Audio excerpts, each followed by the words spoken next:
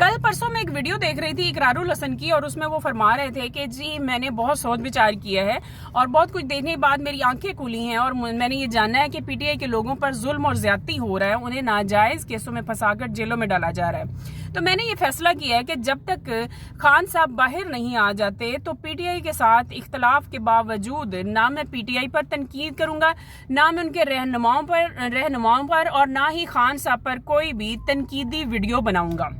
تو جناب اقرار صاحب، میری آپ سے گزارش ہے کہ آپ یہ ترس ہم پر نہ کھائیں، آپ اپنا کام جاری رکھیں۔ آپ سے پہلے منصور علی خان بھی کافی عرصے سے یہ ڈرامہ کر رہے ہیں، اس کے علاوہ حامد میر اور بھی بہت سارے لفافی جو ہیں ان کی غیرت جاگی ہوئی ہے اور وہ پی ٹی آئی پر ترس کھا رہے ہیں۔ تو جناب آپ لوگ ترس نہیں کھا رہے، اصل میں آپ لوگوں کو حقیقت کا پتہ چل گیا ہے، آپ کو سچ اور جھوٹ کا پتہ چل گیا ہے، اس لیے اب آپ لوگ اپنی ڈٹھائی کو چھپانے کے لیے یہ نیا ڈرامہ کر رہے ہیں اور پی ٹی آئی کے لوگوں پر آپ کو رحم آ رہا ہے۔ تو جناب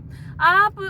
ہم پہ بالکل ترس نہ کھائیں، ہم پہ ظلم ضرور ہو رہا ہے، ہم اس وقت مجبور اور بے بس ضرور ہیں لیکن بے وقوف نہیں ہیں، ہم اپنا دفاع کرنا جانتے ہیں، ہم آپ کے فضول قسم کے جو سوالات اور تجزیے ہوتے ہیں ان کا جواب دینا جانتے ہیں۔ پی ٹی آئی کی سوشل میڈیا ٹیم بہت ایکٹیو، بہت ذہین ہے، وہ سب سچ نکال لیتی ہے۔ آپ جتنے مرضی جھوٹ بولیں، آپ جو مرضی کہیں، ہم آپ کا تیا پنچا کرنا جانتے ہیں۔